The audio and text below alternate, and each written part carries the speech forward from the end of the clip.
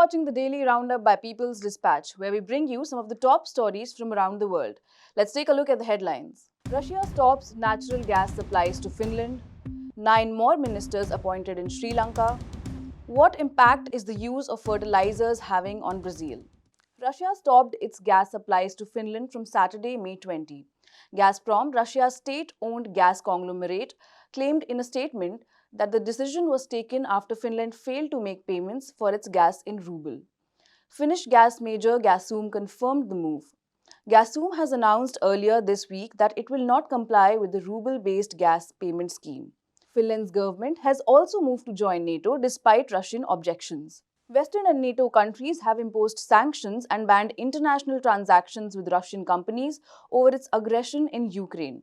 As a retaliatory measure, Russia had announced in March that it will not supply its gas to any unfriendly country until they pay for it in Russian currency, rubles. Russia has stopped supplies to Poland and Bulgaria for the same reasons last month and has threatened to do the same to all those countries who have imposed sanctions against it or have frozen its foreign reserves and refused to comply with ruble payment. Finland receives around 1.8 billion cubic meters of gas from Russia every year, which amounts to around 5% of the country's total energy needs. Though Gasum claims it is ready for a shortage of supplies from Russia and ready to source it alternatively from Estonia, it is not yet clear how much it will compensate for the Russian gas. Meanwhile, Austria announced the establishment of a Gazprom bank account on Saturday as per the Russian demands. Austria will pay in euros to the bank account, which will be converted into ruble. Austria depends on Russia for 80% of its gas supplies. 9 more ministers were appointed in Sri Lanka on Friday, taking the strength of the Ranil Wickremesinghe cabinet to 14. To ease public expenditure, the cabinet has decided to give up their ministerial salaries and some privileges. Former Prime Minister Wickremesinghe was appointed to the job again by President Gotabaya Rajapaksa after the latter's brother Mahinda was forced to resign due to mass protests. Before his resignation, his supporters had attacked protesters in Colombo. The appointment of Wickremesinghe has been widely criticized as protesters have been demanding the resignation of the president. Protesters have interpreted this appointment as a desperate attempt by President Rajapaksa to stay in power. Meanwhile, the economic crisis which caused the protests continues unabated. Wickremesinghe recently warned Sri Lankan citizens about the sacrifices and challenges facing the country while it tries to overcome the worst economic crisis since independence. Inflation hit 29.8% last month in April, with food prices up by 46.6%. The fuel shortage too has been worsening, with several people lining up in front of fuel stations.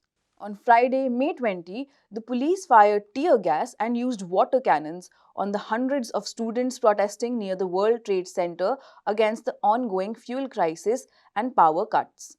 On May 19, the chief of Sri Lanka's central bank, P. Nandalal Veerasinghe, termed the country's financial situation to be one of preemptive default until there was debt restructuring.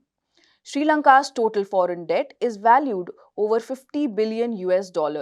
Technical talks between the IMF and Sri Lanka on a potential loan program are set to be concluded on May 24, confirmed IMF spokesperson Jerry Rice. Meanwhile, G7 Group became the latest international body after IMF and World Bank to announce relief for the island nation. According to figures provided by the police, so far, over 1,300, including 9 politicians, have been arrested over the May 9th violence at temple trees and golf face protest sites in Sri Lanka. Rajapaksa's son and Member of Parliament from SLPP, Namal, too is being questioned by the Criminal Investigations Department. And for our final story, we go to Brazil, where our colleagues at Brazil de Fato chronicle how the use of fertilizers has impacted the agriculture, life and livelihoods of an entire region. The overwhelming smell of pesticides is a reality that Chapada da Podi residents face daily. The poison is used on cotton and soybean plantations. These plantations have been produced on a large scale in the region since big companies have expanded their areas of cultivation in that direction.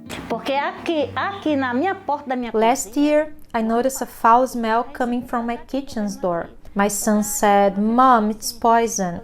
The wind brings it to here." The growth of agribusiness intensified from 2020 onwards and continues to expand, bringing huge social environmental impacts to the farming families which have been living in the region for more than 5 decades.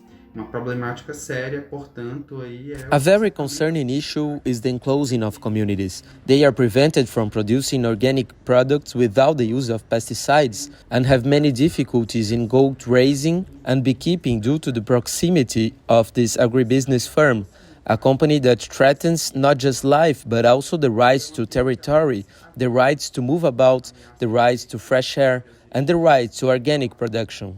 Isso aí para apicultura para nós. We beekeepers are being affected because they deforest and apply the amount of poison they want. They don't care about neighbors, they don't care about bees. What results from this is that, after living in the region for 5 decades, entire families are forced to leave their homes. Consequently, the purchase of land for the expansion of agribusiness continues to advance in the Chapada. Perspectiva que a gente percebe, né? The perspective we see is that this territory is being enclosed and its people evicted since communities do not want to live with the poison.